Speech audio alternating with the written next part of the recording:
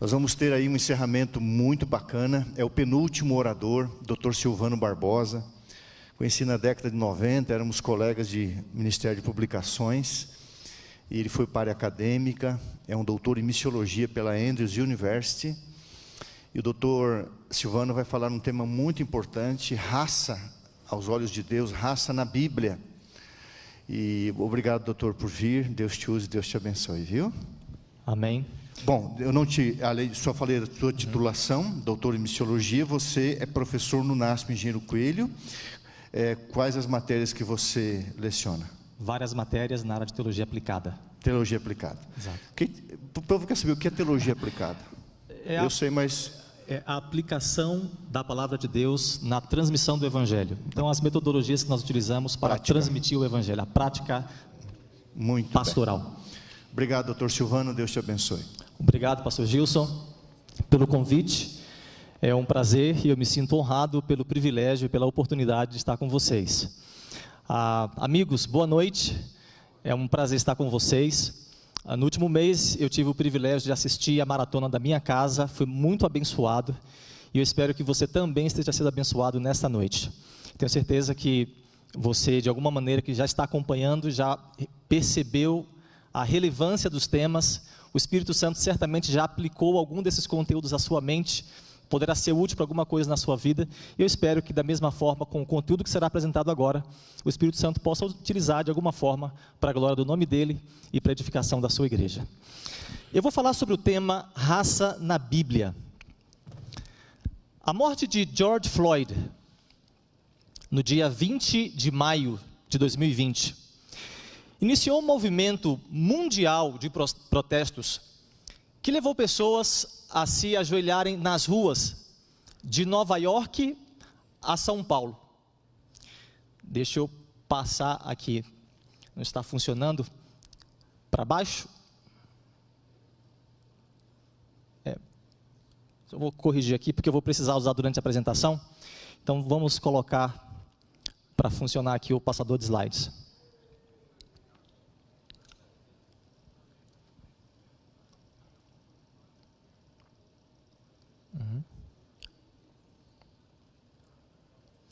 Agora sim?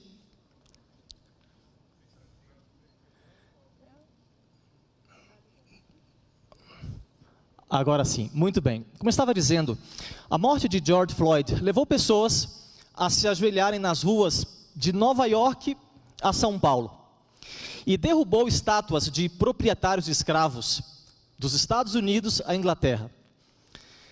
Diferentemente dos grandes protestos que marcaram os Estados Unidos nos anos 1919, 1943 e 1968, agora, esses movimentos de protestos tornaram-se uma onda internacional, intercontinental e interracial, mostrando que possivelmente uma nova fase no combate ao racismo sistêmico, à intolerância, tenha talvez iniciado.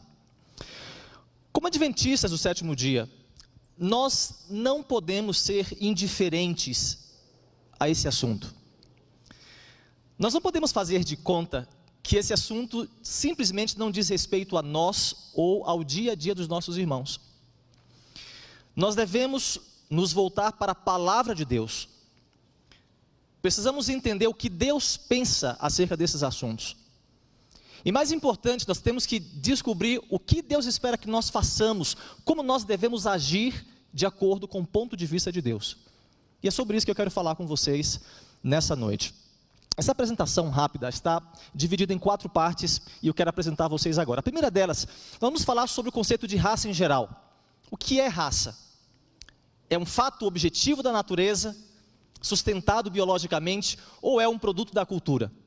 Depois vamos avaliar alguns eventos bíblicos que têm sido utilizados ainda hoje e desde os últimos 400 anos para moldar atitudes raciais, como por exemplo, a marca de Caim e a maldição de Cã. Em seguida nós vamos ver como o Novo Testamento, a igreja do Novo Testamento lidou com a diversidade racial e finalmente vamos ver a posição bíblica acerca do tema raça e cor. Então, como temos pouco tempo, vamos ao ponto.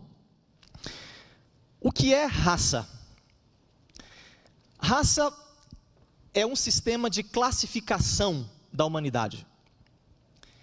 É uma forma que nós encontramos para identificar e diferenciar as pessoas. No século XVIII, ao final do século XVIII, a forma considerada mais moderna para determinar a raça de uma pessoa era por meio de um cálculo do ângulo facial. Essa metodologia foi desenvolvida pelo holandês Petrus Camper. Duas linhas eram traçadas no rosto da pessoa, uma indo da testa até os lábios e uma outra da orelha até o nariz. O ângulo da interseção entre essas duas linhas formava o ângulo facial.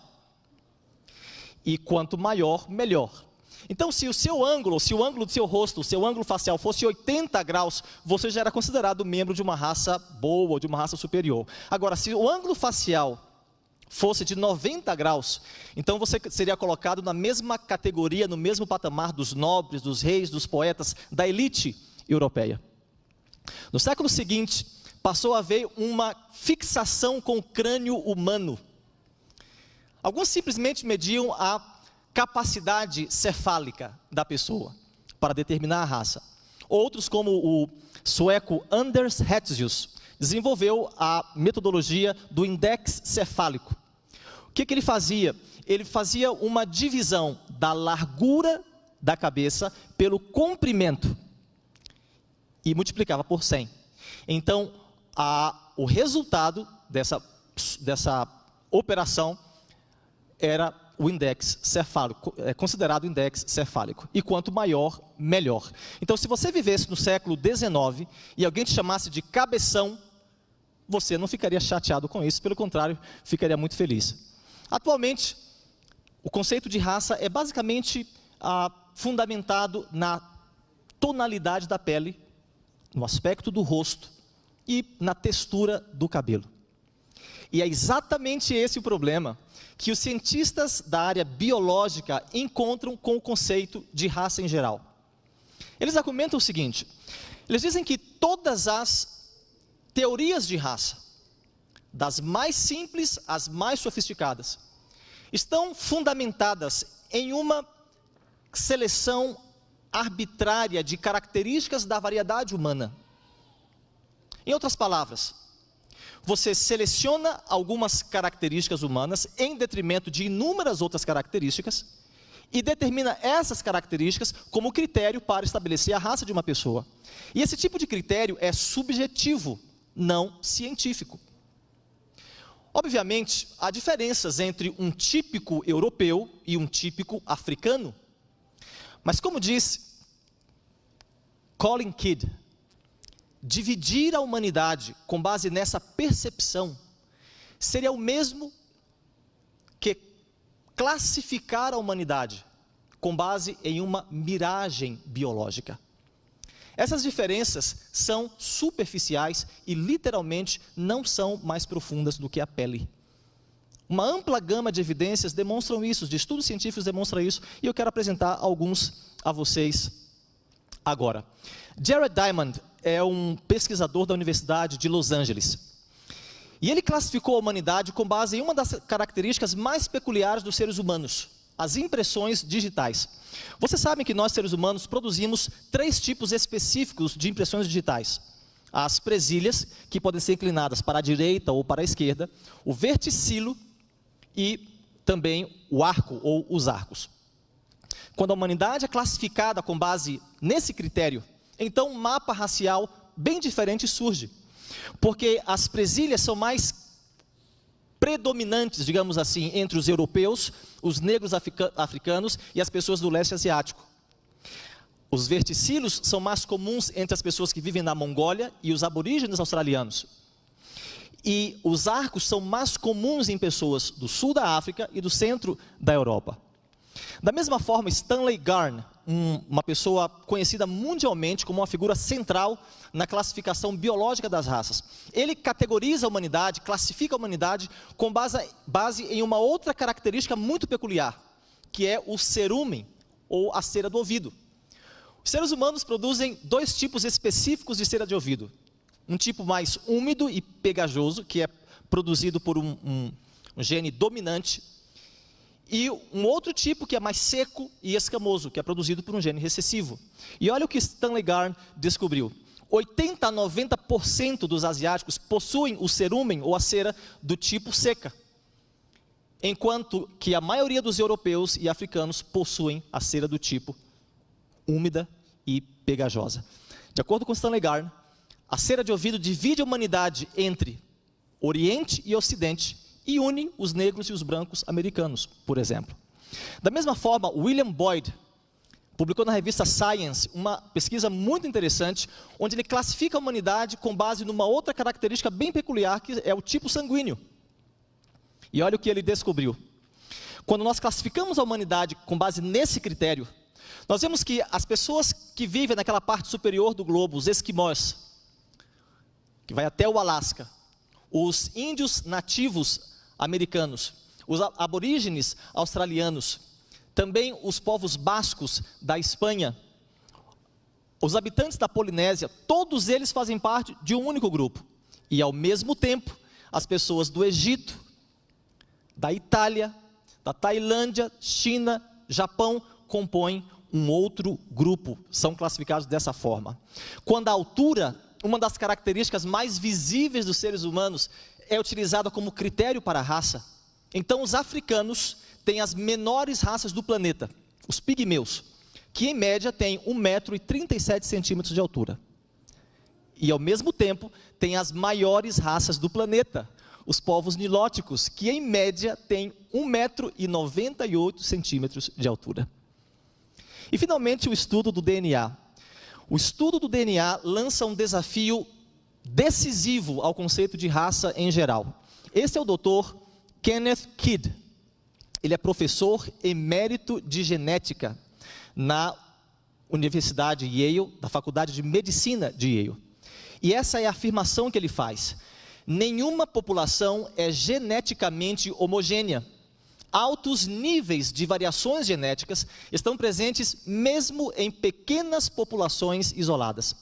Não existem raças dramaticamente distintas entre os seres humanos.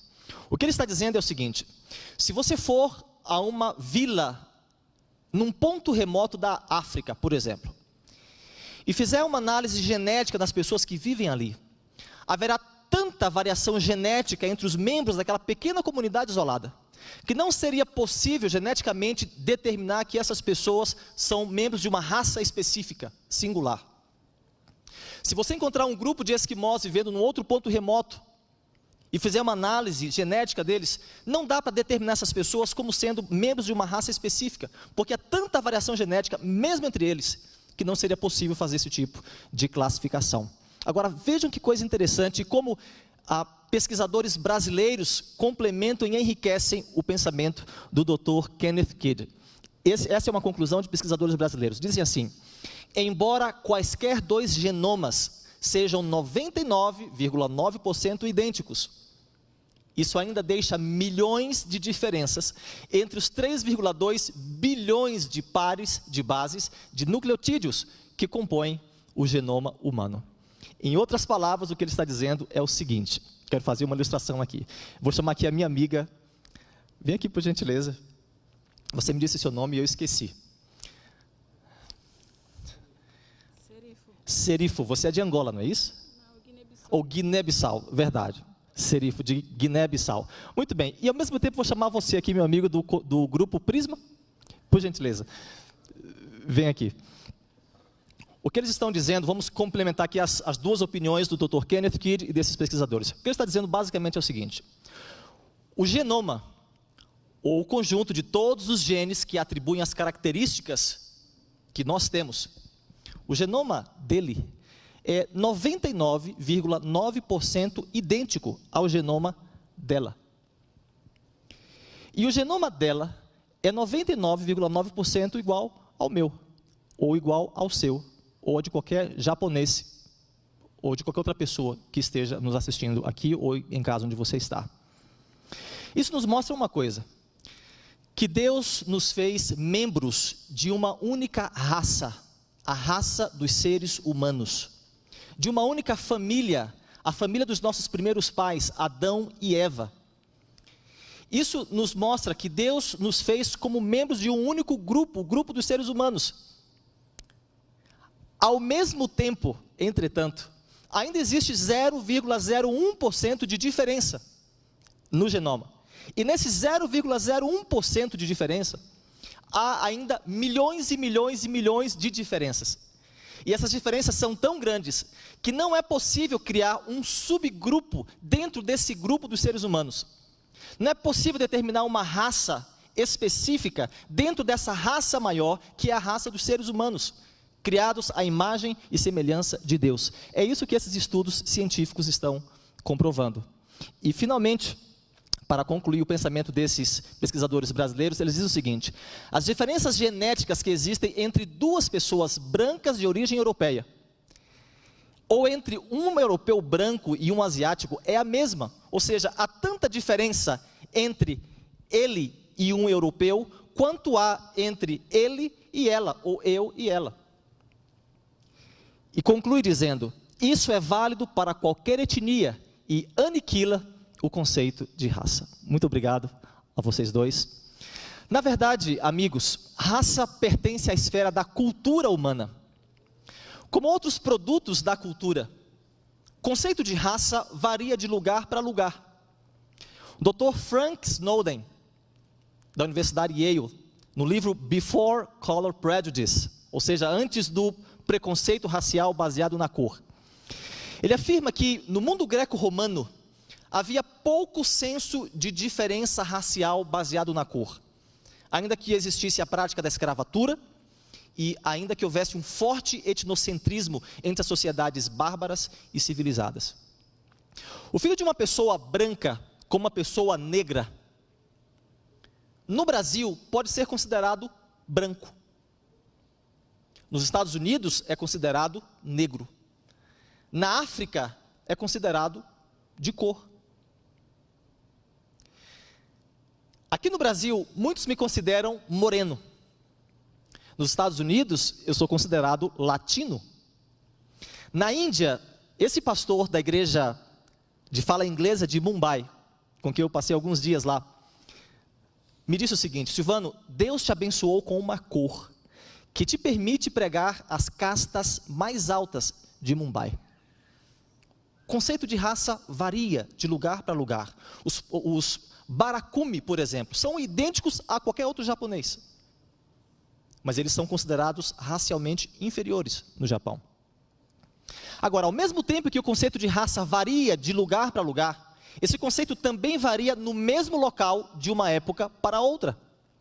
Por exemplo, os irlandeses só passaram a ser considerados brancos recentemente. Ingleses e americanos não os consideravam brancos. Os irlandeses. Ao mesmo tempo, os escoceses, que hoje se orgulham da sua descendência celta, e assim eles se identificam com os irlandeses e com os povos de Wales.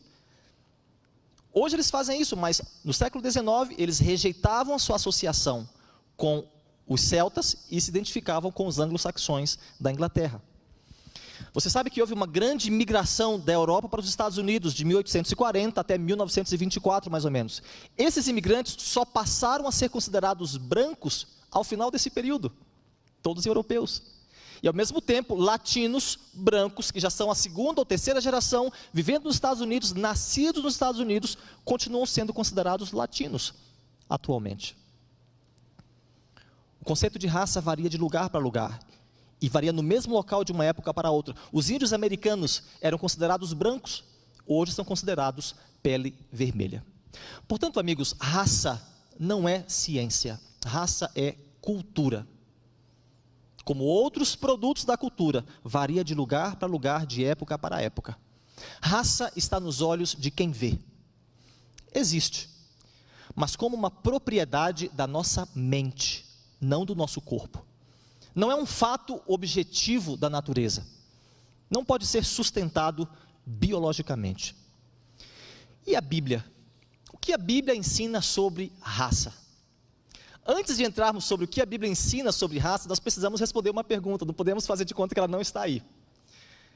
Como é que nós vamos lidar com os eventos bíblicos que têm sido utilizados por séculos para justificar o racismo, a segregação, a escravatura?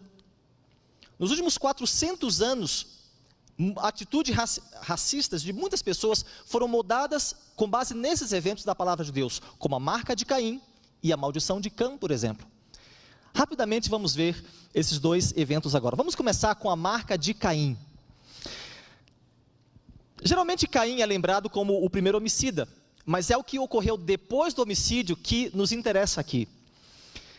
A Bíblia diz que, como punição, penalidade pelo seu crime, Caim foi excluído do convívio familiar. E ele foi sentenciado a viver como um fugitivo longe da sua família, como uma pessoa que vivia vagueando pela terra. E é dentro desse contexto que a Bíblia diz que o Senhor pôs uma marca em Caim, para que não matasse quem quer que o encontrasse. Qual foi a marca de Caim? Ele ficou preto. Muitas pessoas continuam acreditando assim ainda hoje. E o que diz a Bíblia sobre isso? É isso que a Bíblia ensina? A palavra marca utilizada aqui é a palavra ot, que tem vários significados. Pode significar sinal, presságio, advertência, lembrança, movimento, milagre, maravilha, ou a tradução mais comum, uma letra. Essa palavra é utilizada em vários contextos bíblicos. Por exemplo, em Gênesis 1,14, é usada para se referir às estrelas como sinais. Também é utilizada para se referir ao arco-íris como um sinal de que a terra não será mais destruída por um dilúvio. É a palavra utilizada para se referir à circuncisão como um sinal da aliança entre Deus e Abraão e os seus descendentes. E a mesma palavra usada para se referir a Moisés, aos milagres que Moisés realizou diante de Faraó. A Septuaginta, uma tradução muito antiga do Antigo Testamento para o grego, que foi concluída cerca de 200 anos antes de Cristo. A Septuaginta traduz as palavras fugitivo e errante, seria a sentença de Caim, viveria como um vagabundo, fugitivo. Ela traduz essas palavras com palavras que significam gemendo e tremendo. E isso fez com que surgisse uma tradição que afirma que a marca de Caim foi torná-lo paralítico. Essa tradução tem sido mantida por muitos e muitos séculos, torná-lo paralítico. Dentro do judaísmo, as opiniões variam. Já no primeiro século, ou seja, há cerca de 2000 anos, o intérprete José ben Anan afirmava que a marca de Caim foi um chifre. Deus fez um chifre nascer ou crescer em Caim.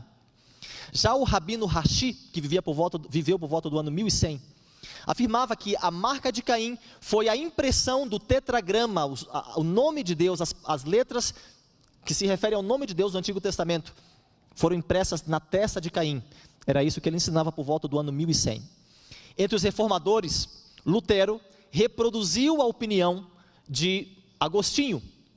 E ele dizia que Deus desarranjou, mutilou, ou mudou algum órgão de Caim.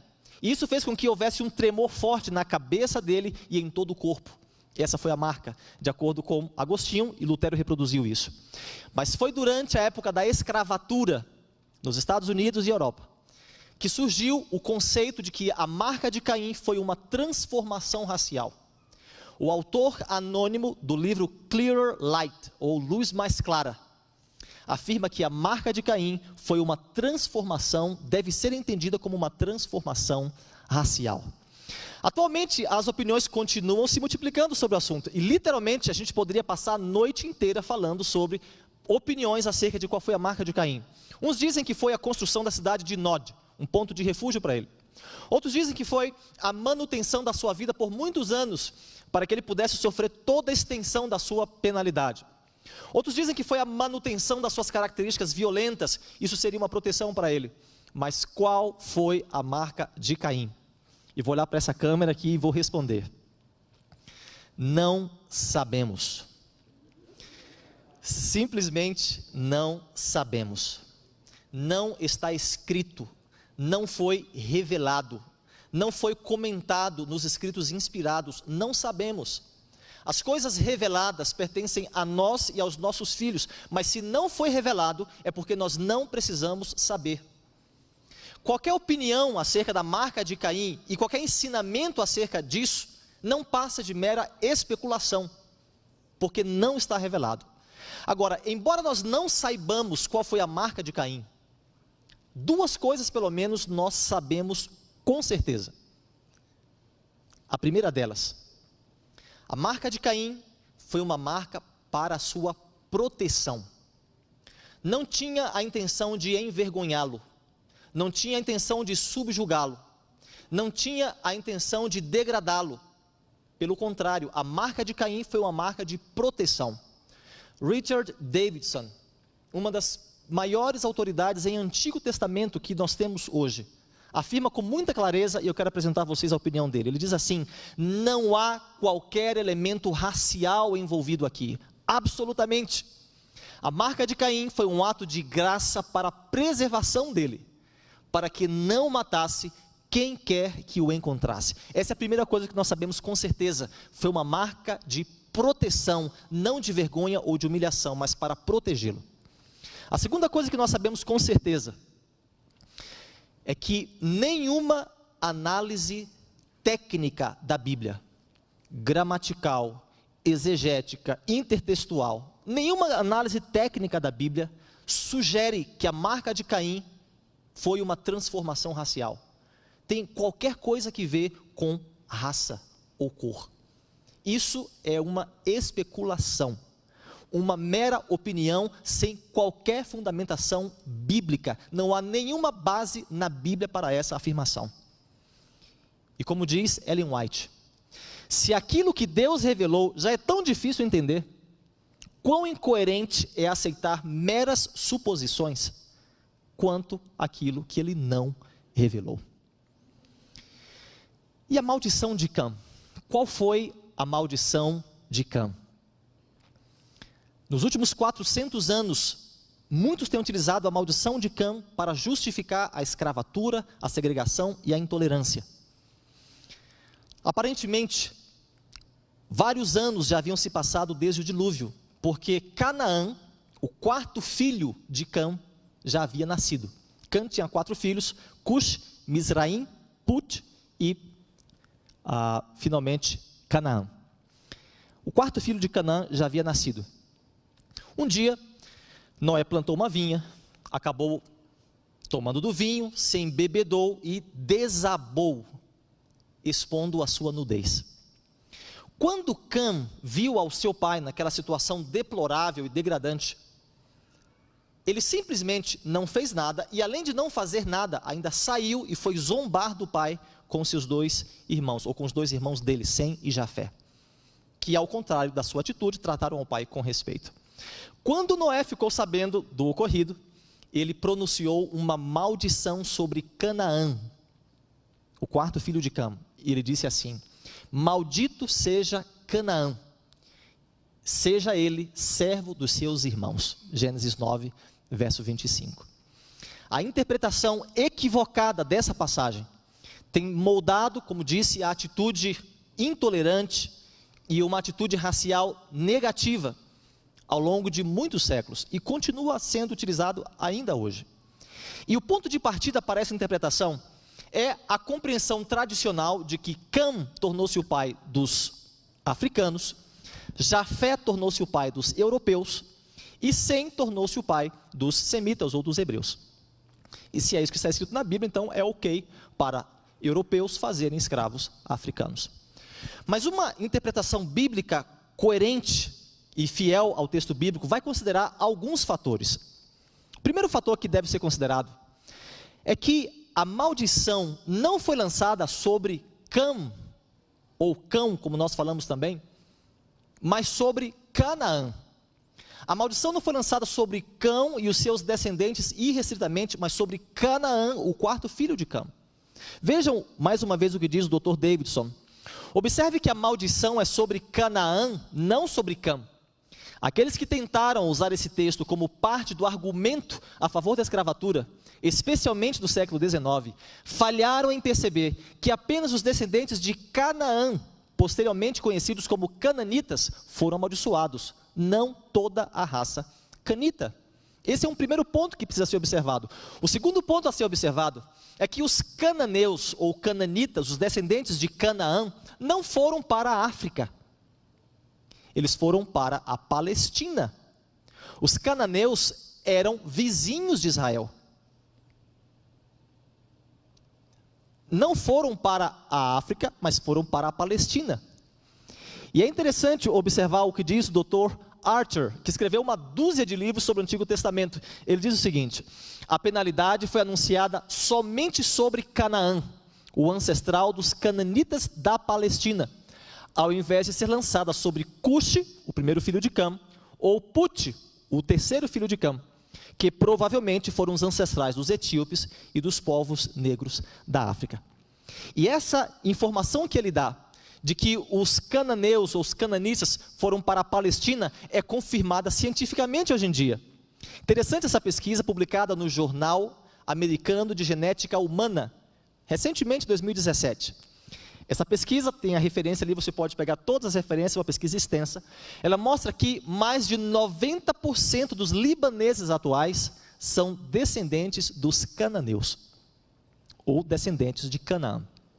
Portanto, os descendentes de Canaã não foram para a África, não podem ser simplesmente chamados de os negros africanos, mas conforme pesquisas mostram, eles foram para, o texto bíblico forma, e as pesquisas atuais confirmam, eles foram para a Palestina, e eles também não são negros necessariamente. E a terceira coisa que deve ser considerada acerca dessa interpretação é a seguinte: o pastor Alexander MacLeod, um pastor da igreja reformada que viveu em Nova York e era pastor lá em 1873, trabalhou ativamente contra a escravatura, e ele diz o seguinte: para justificar a escravidão dos negros a partir dessa profecia, será necessário provar 4 coisas. Primeiro, que todos os cananeus, ou descendentes de Canaã, foram escravizados. Segundo, que todos os africanos negros são realmente descendentes de Canaã. Esse é o segundo ponto. Então, primeiro, que toda a posteridade de Canaã sofreu escravidão. Segundo, que todos os africanos negros são realmente descendentes de Canaã. Terceiro, que cada um dos descendentes de Sem e Jafé tem o direito moral de reduzir qualquer um deles à escravidão. E quarto, que cada proprietário de escravos, de fato, é um descendente de Sem ou Jafé. E ele conclui dizendo: a falha em validar qualquer uma desses particulares invalida toda a argumentação. Portanto, amigos, qual foi a maldição de Cã? Foi a escravatura, de acordo com o texto bíblico, ou dos negros, a escravatura ou a escravidão dos negros africanos, de acordo com o texto bíblico? Não. A maldição foi lançada sobre Canaã e os seus descendentes, os cananeus. Agora, alguém pode se perguntar, por que Cã é quem fez a ação ímpia e Canaã foi quem levou, digamos, a maldição? Canaã já andava nos pecados do seu pai.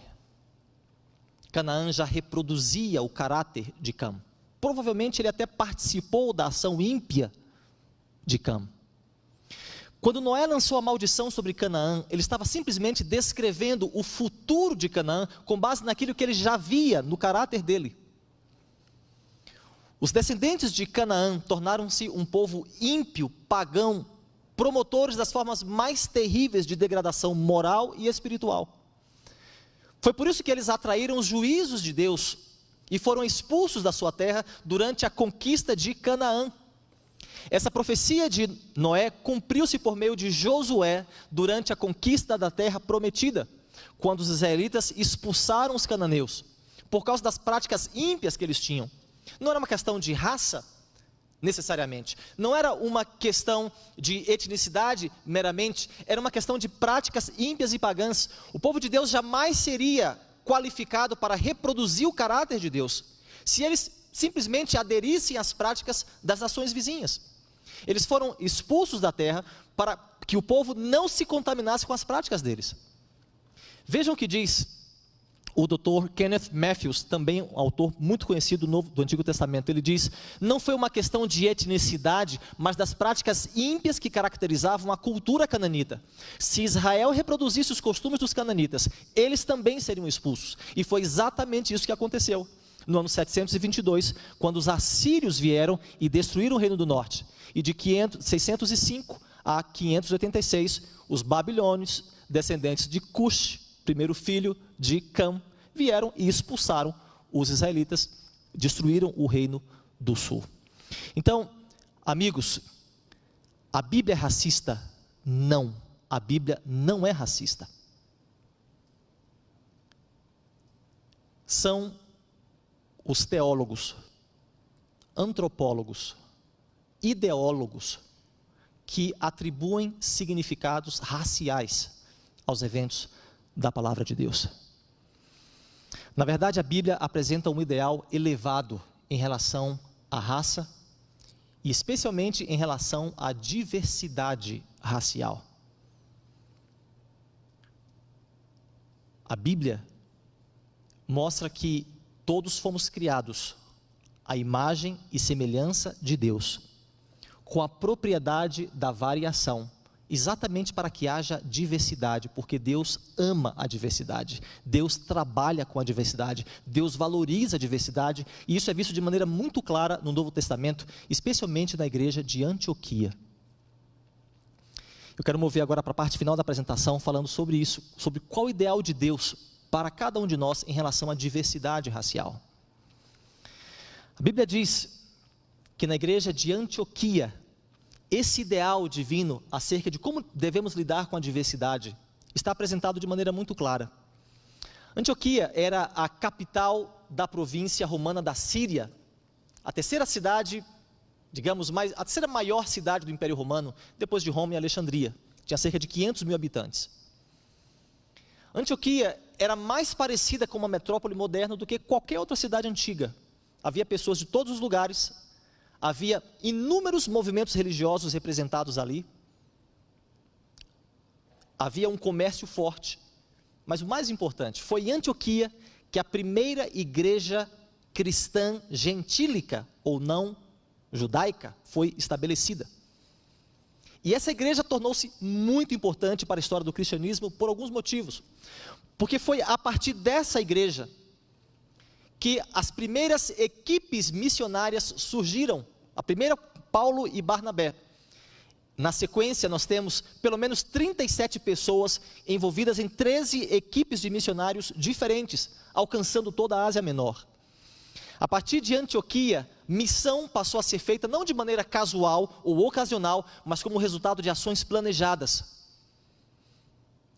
E quando Lucas se refere a Antioquia, ele se refere ao local a partir de onde o cristianismo iniciou a sua marcha até os confins da terra.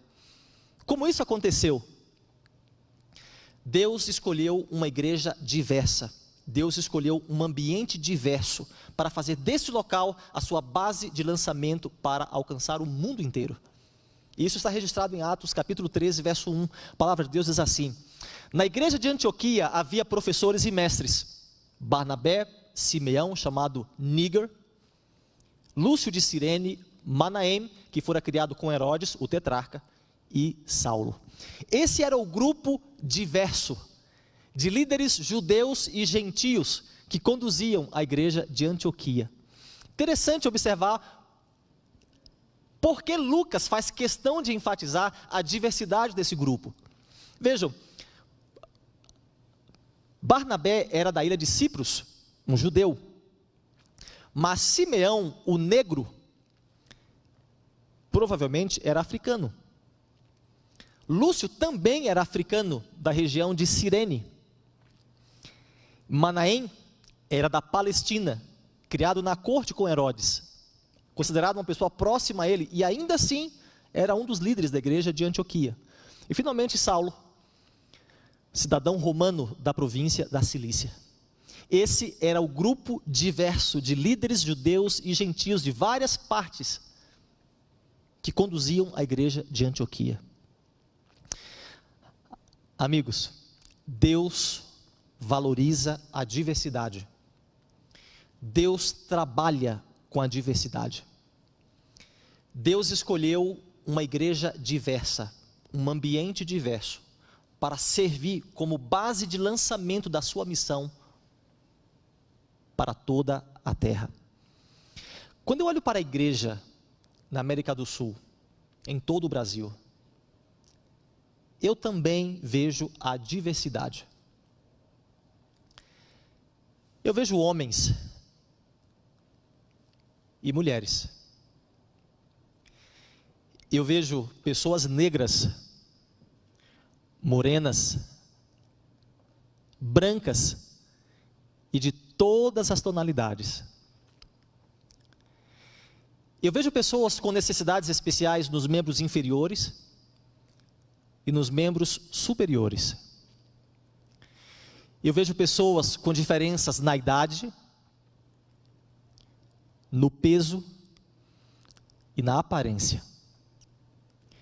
Eu vejo pessoas altamente instruídas e pessoas sem qualquer instrução formal. Eu vejo pessoas com diferentes status de família e de trabalho. Quando eu olho para a igreja em todo o Brasil, eu vejo a diversidade. Mas valorizar a diversidade e buscar a diversidade não é simplesmente admirável, nem politicamente correto, simplesmente. É uma vantagem. Deus estabeleceu isso como uma vantagem para nós. Se você valorizar a diversidade, isso vai representar para a sua família, para a sua instituição, para a sua igreja, para a sua organização, para a sua empresa, uma vantagem em áreas como custos, receitas, marketing, criatividade, inovação, resolução de problemas. A diversidade favorece a tudo isso. Todos nós sabemos da importância de termos uma boa rede de relacionamentos. E todos nós temos um grupo de pessoas com os quais nos sentimos à vontade. Mas valorizar a diversidade não é necessariamente isso. O que importa não é a quantidade de contatos que você tem no seu celular. O que importa é a sua capacidade de lidar com pessoas que são bem diferentes de você. Isso é valorizar a diversidade. Essas diferenças podem ser físicas, biológicas, podem ser funcionais, culturais, políticas, religiosas. E ainda assim, apesar de todas essas diferenças, você é capaz de se conectar com essas pessoas e trabalhar com elas em prol de um objetivo em comum. Isso é valorizar a diversidade e é isso que vai representar uma vantagem na sua vida. Deus valoriza a diversidade. Deus ama a diversidade. Deus criou todas as coisas com a propriedade da variação, que é a matéria-prima da diversidade, para que haja diversidade. Deus usou um ambiente diverso, uma igreja diversa, para ser a sua base de lançamento da sua missão para toda a terra. E você também fará bem, se você for uma pessoa que busca e valoriza a diversidade. É por isso que, como adventistas do sétimo dia, nós acreditamos que todos fomos criados à imagem e semelhança de Deus. Descendemos de um único casal, Adão e Eva. E fomos criados por Deus com a propriedade da variação para que haja diversidade. É isso que diz a palavra de Deus no livro de Atos, no capítulo 17, verso 26, diz assim: e Deus de um só homem fez todas as nações para habitarem sobre toda a face da terra. Como adventista do sétimo dia, nós estamos comprometidos com as verdades bíblicas imutáveis, que revelam que os seres humanos foram criados à imagem de Deus. Com base no relato da criação, no livro de Gênesis, acreditamos na igualdade imutável e dada por Deus para todas as pessoas, em todos os tempos, lugares e circunstâncias. Todos nós descendemos de Adão e Eva, nossos ancestrais originais, que fazem de toda a humanidade uma só família. As distinções de raça são usadas para segmentar e dividir pecaminosamente a unidade fundamental que Deus deseja que os seres humanos experimentem com Ele e uns com os outros. Mantemos nossa fidelidade aos princípios bíblicos de igualdade e dignidade de todos os seres humanos, diante das tentativas históricas e contínuas de usar cor da pele, lugar de origem, casta ou linhagem percebida como um pretexto para um comportamento opressivo e dominador. Essas tentativas são uma negação da nossa humanidade compartilhada e uma ofensa a Deus. Ao contrário dos ensinamentos e do exemplo de Jesus, alguns crentes absorveram ideias pecaminosas e desumanizantes sobre a valorização racial, tribal, de casta e étnica, que levaram a práticas que prejudicam e ferem a família humana.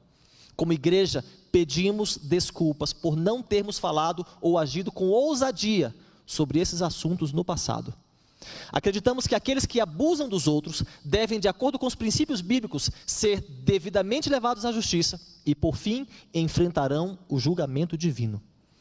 Deus criou cada pessoa única e sua poderosa influência em nossas vidas resulta em uma celebração das diferenças, que respeitosamente valoriza a herança humana e cultural de cada pessoa.